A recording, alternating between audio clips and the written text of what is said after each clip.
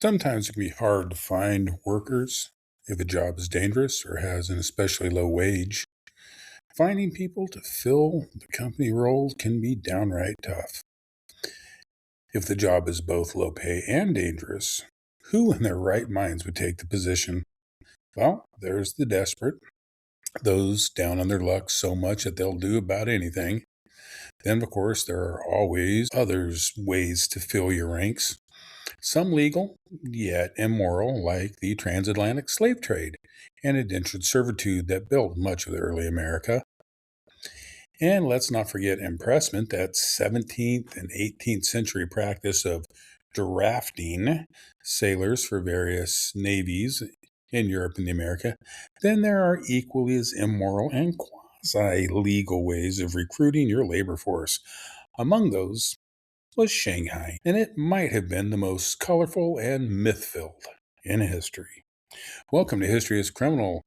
This week we jump back to the 19th century west coast of the United States to look at the practice of Shanghaiing. And if the audio is a little lower quality, it's because I'm recording this in a different way, just using my computer instead of my microphone. So I apologize. I'm also probably not going to edit this one nearly as much because it's very late on a Tuesday and I want to get this done. Being a sailor in the golden age of sailing ships, the 17th and through 19th century, wasn't easy. The discipline aboard ships was brutal. Disease ran rampant among sailors. Long time spent at sea away from loved ones combined with storms, doldrums when the wind fails to blow. Privateers from enemy nations and pirates all made sailing dangerous. And they weren't paid all that well either, depending on the type of ship cargo and numerous other factors. Let's just say the risk and reward was not a favorable balance. So it would be logical that people were not lining up to serve aboard ships. Even the navies of various countries didn't have recruits waiting to see the world while serving their country. How then did you get able bodies to fill out ships' crews? For the military, it was called pressing or impressment. It was the practice, and by virtually all navies, they would impress sailors. If you took U.S. history, you'll likely remember that the British impressment of American sailors into the British Navy was one of the justifications for the U.S. declaring war on Britain in 1812. But what many Americans forget or never learn is that the United States impressed Americans into the U.S. Navy. It was essentially the naval draft for the early 1600s to the early 1800s. One of the largest impressment events ever took place in 1757, New York. At the time, New York was still a British colony, and the British Empire was at war with France once again. 3,000 sailors and Marines, under the command of Sir Charles Hardy, took control over parts of the city near the waterfront and began to search the taverns and other places frequented by sailors. If a person was too drunk to run, passed out, or simply overpowered, they were suddenly a member of His Majesty's Royal Navy.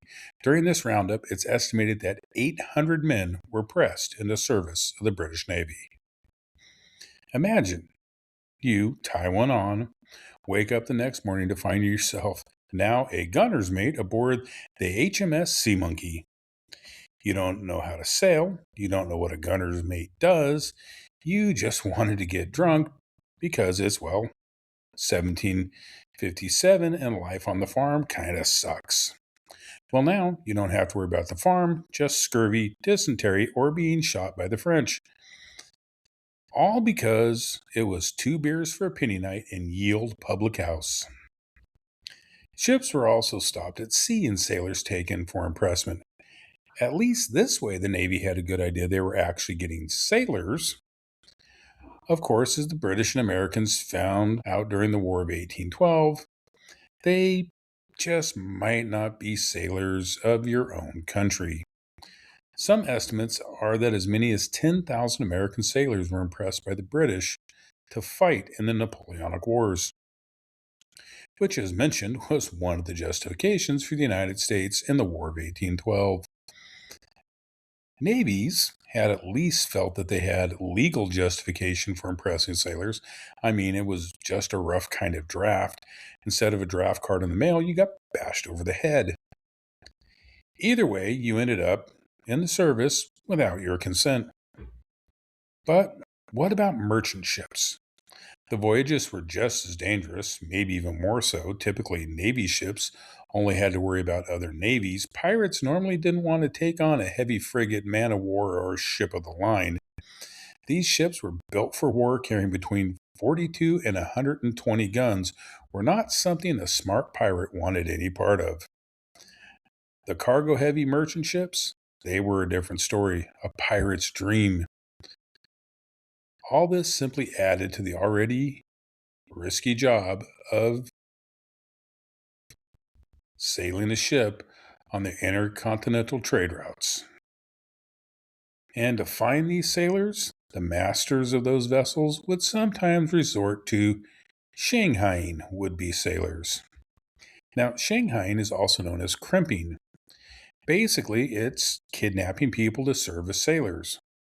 It differed from impressment in that navies had a legal right to impress citizens from their country, whereas the crimps, as the kidnappers were known, really didn't have a legal right to Shanghai sailors. The term Shanghai, used as a verb, seems to have entered the lexicon in the mid 1800s.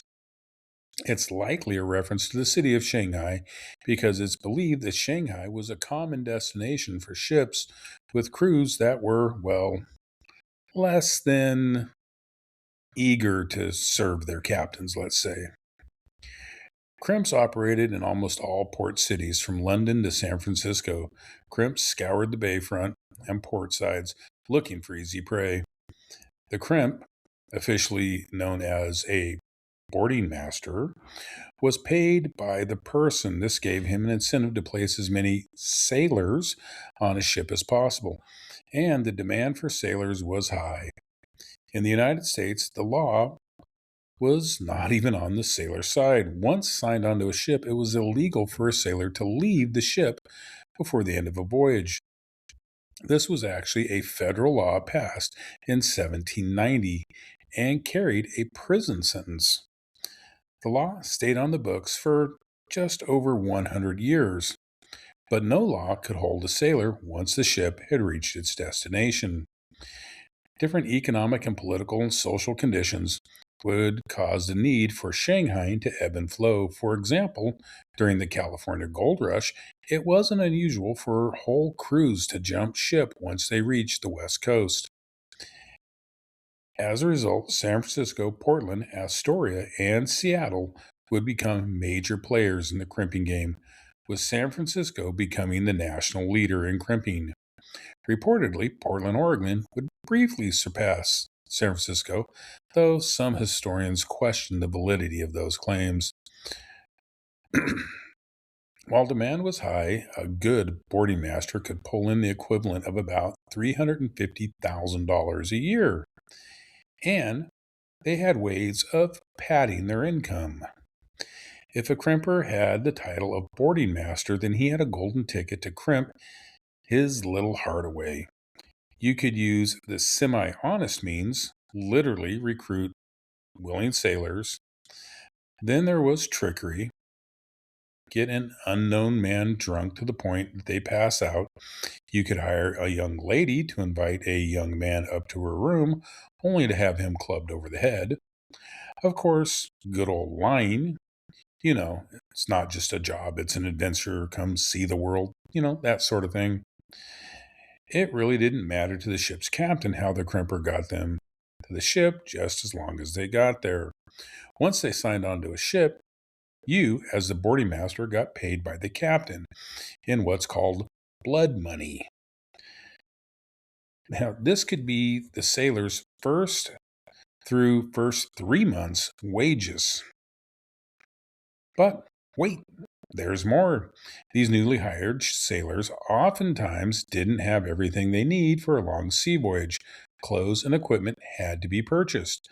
The sailor could take a draw against their wages to buy these items, but there was no way a captain was going to hand money over to a Shanghai sailor and let them go shopping. So the boarding master would become the agent and procure the needed items at a hefty markup and get paid directly by the captain. Now, let's take time to refresh here. You're a young man arriving in a West Coast city.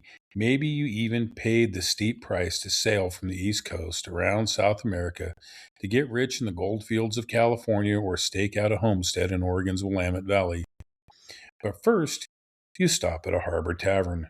Telling your story to an interested gentleman, he buys you a drink, then another.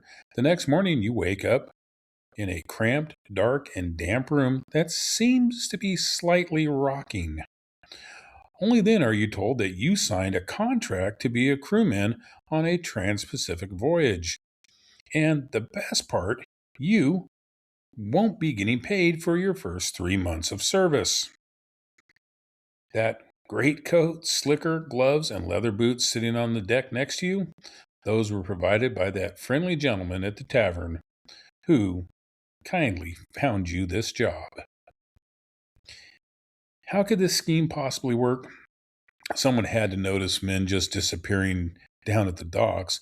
The constant stream of unconscious men being carried to waiting ships would arouse some suspicion, wouldn't it?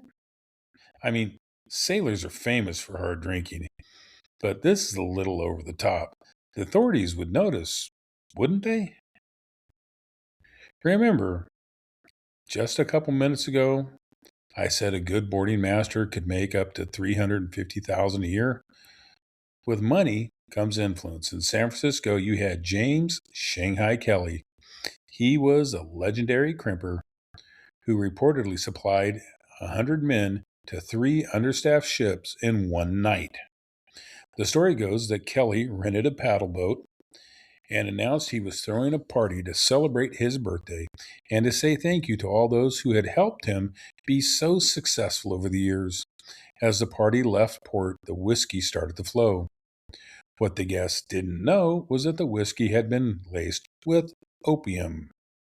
One by one, his guests passed out and were then loaded onto waiting ships. Even with his wealth, someone might ask questions when a ship left full of partygoers but returned empty. But to Kelly's luck, a ship, the Yankee Blade, had hit a reef and was sinking. Kelly played the hero, rescued the passengers, restarted the party, minus the opium this time, and returned a ship full to the dock with no questions asked.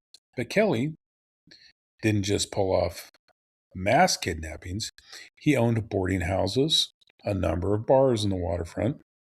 This gave Kelly a constant stream of potential sailors for ships in San Francisco Bay that found themselves down a few crewmen. In Portland, Oregon, it was Joseph Bunko Kelly, no relation, who would become known as King of the Crimpers. This moniker was reportedly bestowed upon Bunko after he provided crewmen to a ship that turned out to be a cigar store Indian. Bunko was paid $50 on the deal, with the ship's captain not finding out that his would-be crewman was in fact a wooden Indian until he was long gone from port. But it was a deal in 1893 that really showed Bunko's dark side. He was able to deliver 22 men to a captain who was short-handed. He was able to pull off the feat because the men had mistakenly drank embalming fluid. It seems they broke into the basement of a mortuary and drank whatever they found on the shelves. Did they think they were in the basement of a pub, or were they just so dumb that they would drink whatever they found on a shelf? Who knows? No matter the reason, all 22 were unconscious. Okay, most were actually dead. The captain took all 22 at $52 apiece, which comes out to a total of $43,000 in 2026 money. The captain failed to realize they were mostly dead until they were already out to sea. But his golden moment came when he was able to provide 50 men in 3 hours. Bunko admitted to Shanghaiing over 2,000 men and women and taking the equivalent of $38 million in 26 money. Now, breaking the breaking the glass ceiling was Miss Pigot of San Francisco. Pigot owned a saloon in the waterfront district. For the most part, it was not all that different from most bars down by the bay, except hers came with a trap door. Once Pigot located a possible sailor, she would ply them with whiskey, brandy, or gin laced with laudanum or opium. She would lure them to stand on the trap door, pull a lever that operated the door. Sometimes a knock on the head would be required if the cocktail didn't do the trick. The scene, right out of an old Hollywood movie, the soon to be sailor would fall on a mattress and then be carted away to a waiting ship. Not sure if this is the model of 19th century feminism that we want to champion, but hey, equal opportunity Shanghaiing.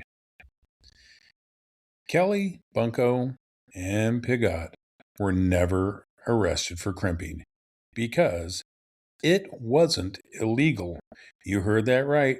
Shanghaiing, aka crimping, was not illegal. Now, Bunko would go to prison, but that was for an unrelated murder. With the money the best crimpers were pulling in, they were able to influence the laws. Now, in the intro, you might remember me using the phrase quasi-legal. Some laws were passed to regulate the practice. In the U.S., the Shipping Commission Act of 1872 said sailors had to sign on in front of a federal shipping commissioner, but commissioners could be bought. It was, after all, the Gilded Age, and bribery was the norm. In 1884, the Dingley Act, I love that name, Dingley Act, made it illegal for seamen to take advances on their wages and limited a seaman's allotment to only being able to be given to close relatives. But the crimpers were able to get that amended, allowing boarding houses, like those owned by the crimpers, to receive a sailor's allotment. But help would eventually come. The UK would move first, passing the Merchant Shipping Act of 1894 that helped protect merchant seamen. Of course, the United States would follow suit a mere 21 years later in 1915 with the passage of the Seamen's Act of 1915. It also helped that sailing was changing. The age of the sailing ships was giving way to steam power, and the need for mass numbers of unskilled laborers aboard ships was going away. So, in a time honored tradition, Congress decided to act just as the practice was dying out. Crimping would die a death brought on by changing technology that required sailors to have an actual skill set that you can't just pull off the streets. Now, today, underneath Portland, Oregon's Old Town, lies a network of tunnels. The basement of numerous bars and hotels along the Willamette waterfront are connected. Over the years, the tunnels have been used for the moving of goods to and from the docks to the storage space of the various businesses. If the stories are to be believed, though, those tunnels were also used for various crimes. During the time of Prohibition, illegal booze moved through those tunnels, and clientele used those same tunnels to escape raids by local police. History documents that some of the tunnels were used as opium dens. But the locals of Stumptown refer to those tunnels as the Shanghai Tunnels.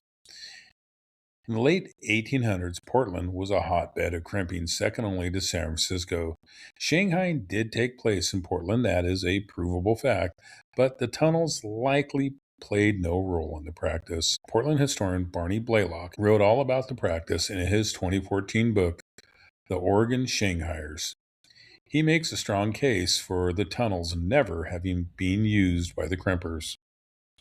The tunnels do have a strong connection to crime. Most of the tunnels were built by Chinese immigrants and used to move goods, but also the tunnels were used by the Chinese tongs or gangs. Gambling and opium dens, blocked off with steel doors, entered through secret stairways and trap doors. They allowed the tongs to escape from police and rival gangs. They opened into alleyways or near the Willamette. So Shanghaiing would seem a natural connection to the tunnels. The problem, however, is all the documents of the activity in those tunnels, none of it mentions Shanghaiing or crimping. In 1919, the Oregonian newspaper ran an article about city officials visiting Chinatown. In the article, it talks about the officials touring the tunnels. The article discusses the tunnels as used in gambling and opium dens and their connections to the tongs, but says nothing about Shanghai. Blaylock points out that a 1933 series ran in the Oregonian details Shanghai and Portland, but once again never connects the practice to the tunnels. He also points out that the Willamette was prone to flooding before being dammed for flood control in 1941. Earlier dams along the Willamette were not for flood control but for power generation.